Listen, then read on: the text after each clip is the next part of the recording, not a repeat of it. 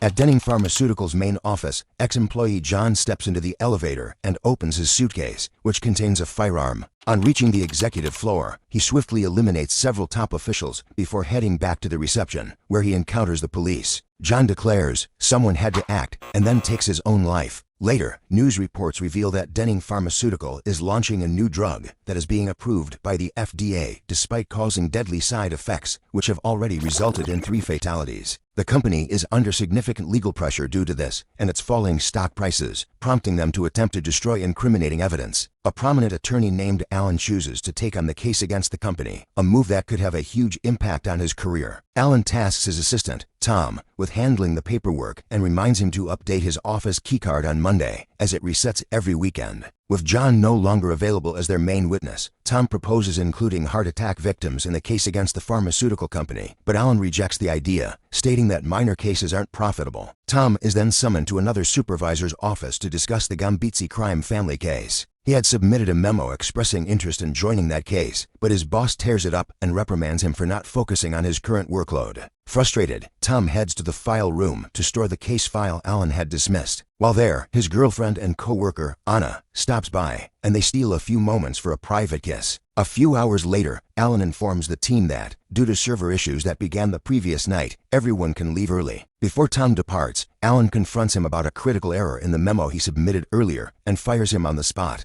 As Tom enters the elevator, a man he's never seen before joins him. When they reach the lobby, the man leaves a suitcase on the floor, which is promptly picked up by another individual who also takes the elevator, sparking Tom's suspicion. Tom checks which floor the second man went to and attempts to follow, but his keycard has already been deactivated. As he prepares to leave, Tom notices the stranger waiting outside, appearing to linger for a reason. Concerned, he asks the security guard to enable elevator access for him. Once upstairs, Tom finds his co-worker Roger at his desk and asks him to unlock the office door. Roger acts oddly, and Tom realizes that the file he had previously stored is now sitting on the desk. Growing more uneasy, he sets his phone to record and conceals it inside a pencil holder. He continues exploring and spots the strange man tampering with the power box. A lawyer approaches the man, asking for identification and doubting his claim that he works in maintenance. When the lawyer attempts to make a call to verify his story, the man pulls out a weapon and shoots her. While the assailant drags the body away to hide it, Tom hurries into the restroom and opens a stall, where he finds the security guard's lifeless body. As Tom checks the guard, the toilet sensor activates, flushing loudly, so Tom shuts the stall door and climbs onto the toilet to stay hidden. Moments later, the killer enters, washes blood off his face, and talks to the body, mentioning he'll need the keys. Tom sneaks into the adjacent stall by crawling under the divider just before the killer grabs the keys, gun, and radio from the guard's body. Trying to stay hidden, Tom perches on the toilet again and narrowly avoids triggering the flush, but the killer unknowingly activates his own toilet first, masking Tom's presence. The man smashes the radio, exits to disable the fire sprinkler, and then plants explosives in the file room. Meanwhile, Tom rushes to the break room, finds Roger, and urgently tells him about the killer before they head toward the elevator. Unfortunately, the elevator isn't functioning, so they sprint down the hallway to try the emergency exit. However, the killer has already broken the door's bar, leaving it unusable and trapping them inside. They return to the reception area and attempt to use the computer, but the internet connection is down. Tom notices the killer approaching, and the two hide, but the man spots the recently used computer and grows suspicious. After disconnecting the device, the killer enters the desk area, revealing he has a keycard of his own. Once the man moves out of sight, Tom and Roger come out of hiding to brainstorm their next move.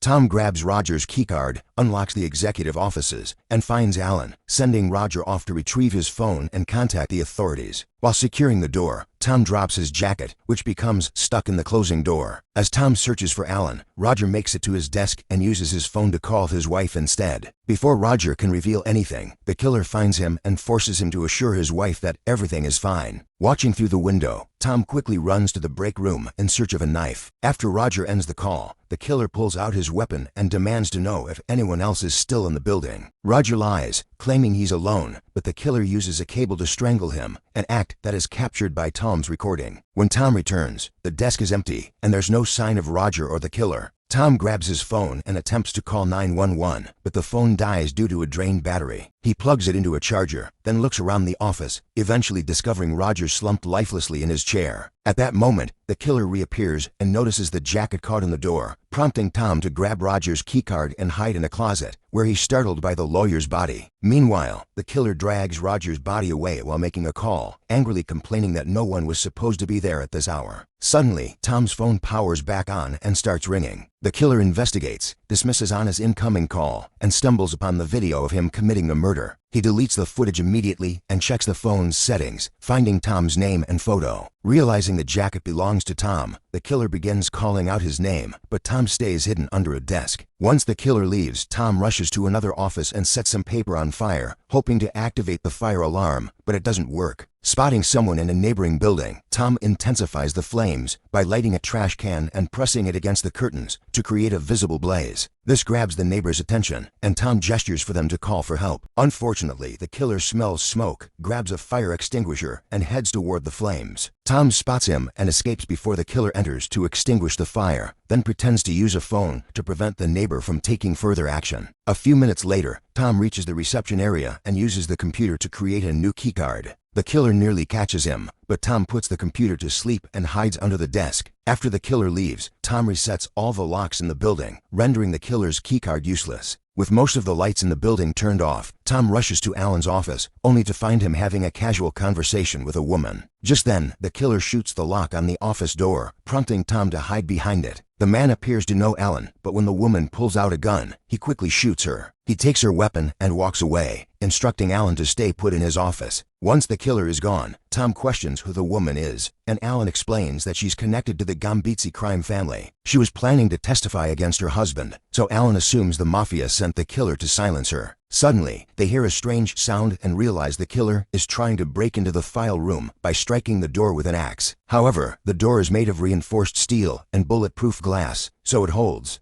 Afterward, Alan and Tom attempt to flee, but are forced to hide when they hear the killer approaching. The killer arrives with the janitor and imitates his voice, threatening Tom to come out or face death. Skeptical, Tom asks the killer to recall the nickname he always used for the janitor, and when he fails to answer, Tom realizes the janitor has already been killed. The killer then turns the elevators back on, trying to lure them out of hiding. Alan and Tom check the hallway and discover the janitor's body with a note that reads, "You win." Suddenly, they hear a phone ringing and rush to the desk, only to find that it's Tom's own number calling. Alan suspects it's a trap and tries to make a run for it, but the killer shoots him in the arm. The two of them flee, with the killer firing at them repeatedly, and eventually hide inside an office with a lockable door. Unfortunately, the door isn't reinforced, so the killer starts breaking it down with the axe. By the time he breaks through, Tom and Alan have already made it into the file room. Tom tries using the killer's phone to call for help, but it's locked with a password. Meanwhile, the killer still has Tom's phone, and since it lacks a security pin, he texts Anna, asking her to come over. Determined to help Anna, Tom comes up with an idea and begins using the copy machine. At the building's entrance, the killer lets Anna in and holds her at gunpoint, demanding her phone so he can destroy it. At that moment, Tom appears and offers to trade the keycard for Anna's safety, but the killer remains unconvinced until Alan steps in to assist with the negotiation. Once the killer drops his gun, Alan hands him the keycard. The criminal releases Anna, but then pulls out the guard's gun. Alan shoves the killer to protect Anna, but the man retaliates by hitting Alan and dragging him to the file room.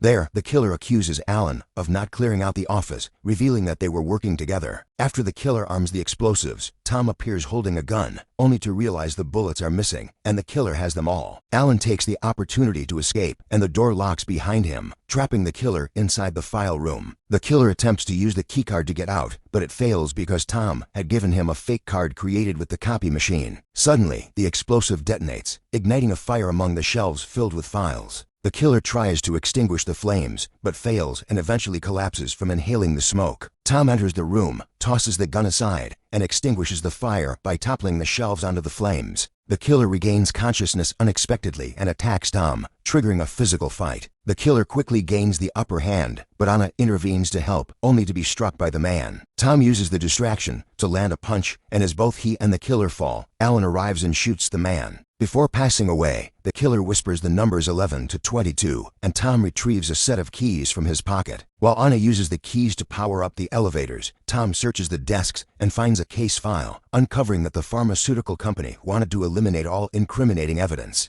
Tom enters 11 to 22 on the killer's phone, unlocking it to find Alan's phone number. It becomes clear that Alan was hired by the pharmaceutical company to sabotage the case and ordered the killer to destroy the files and eliminate Roger. Alan tries to justify his actions, claiming that corporations are more dangerous than organized crime, and even offers Tom a bribe. But Tom rejects the money and leaves with the case file. Refusing to face the consequences, Alan takes his own life. As police officers arrive, Tom hurries to escape with Anna before they are noticed. Back in the file room, the copy machine continues to produce thousands of copies of the evidence. One of the officers discovers the copies, and it turns out he's the one who planted the gun for the killer. The officer finds Tom's phone in the killer's hand and immediately contacts a hitman, instructing them to track down Tom to silence him.